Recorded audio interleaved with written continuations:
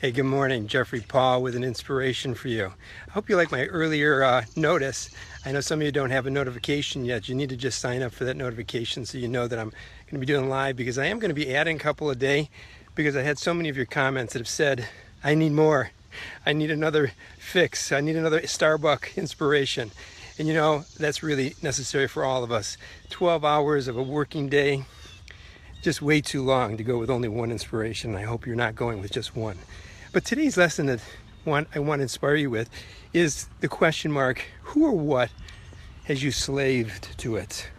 You know, what habit, bad habit, do you continue to go through the continuation of that just you can't break?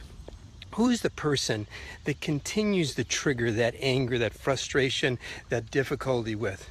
What is it that has you feeling like you're a slave to it? Or maybe not even, you're maybe not even thinking about being a slave to anything. We don't even use that word too much anymore.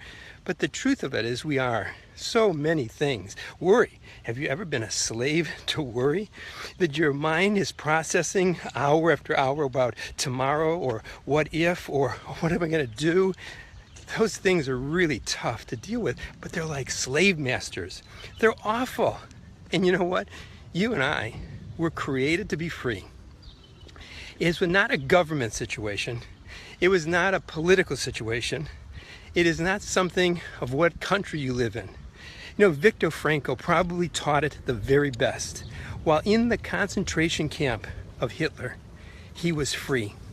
He said no man could take control of his thoughts, his inner being, his true self. I want to share this with you because I want you to be free.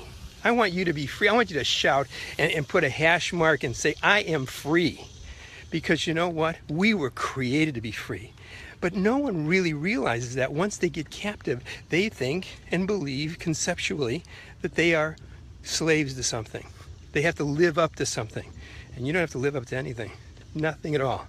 Let me share with you. Yes, in the physical world, you may have limitations. You may have circumstances and situations that cause you to be limited. Just like a child or a person or adult in a wheelchair, they might be limited, but they can soar on wings of eagles. They can run and not grow weary within themselves. Because there's another world. There's an internal world that really rules us, that really controls us. And we are the relationship of that life if we take and really allow it to take place in us. What do I mean by that? It sounds like a lot of words. Well, let me share with you. When you recognize that within you, there's a greater spirit, there's a greater being, there's a greater power within you that is separate from that which is outside your flesh, your blood, your thinking, your processing, your five senses. The real you lives in a spiritual realm that will never die. It will go on for eternity, and hopefully into the right directions of eternity, so that you really have the joy, peace, and kindness forever and ever. But right now we're talking about, right now, you can live in that level of freedom. How? By stopping. Take a deep breath, a real deep breath. Pause. And sense within you a moment of peace. Now, nothing has you held. Nothing is controlling you.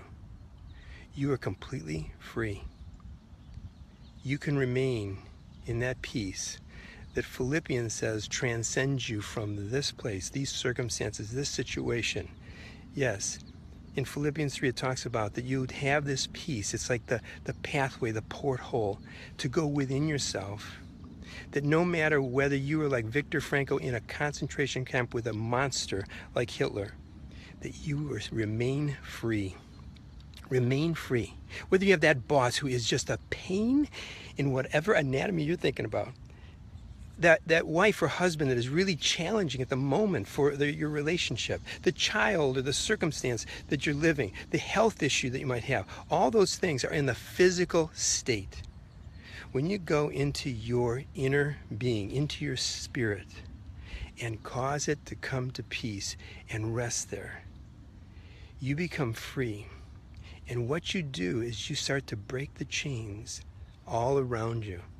The chains that try to hold you to worry, to fear, to anxiety, to frustration, to whatever it might be that seems to have you enslaved. I say this because it's real. It is not just a fairy tale. It's just not a book written 5 steps on how to get free. The truth of it is, it's the freedom of life that has been given to you by God. So now, today, # I am free. That's your mantra. # I am free. Share it with your friends. Share it with the relationship of everybody else. Get it out there. Why? Because you are. But you've got to believe it. You've got to believe it. You've got to really believe that. But if you don't go there, if you don't go to that inner sanctuary, if you don't go to that place within you that you can sense and feel freedom, then you can't bring it out. You can't change the circumstances outside of yourself then. But as soon as you test it a couple of times and continue to repeat it over and over again and see that even in the circumstance of difficulties and situations that are not so friendly, not so happy, not so good, you start to see that you can be happy, that you can be at peace, that you can not be angry, but you can be forgiving.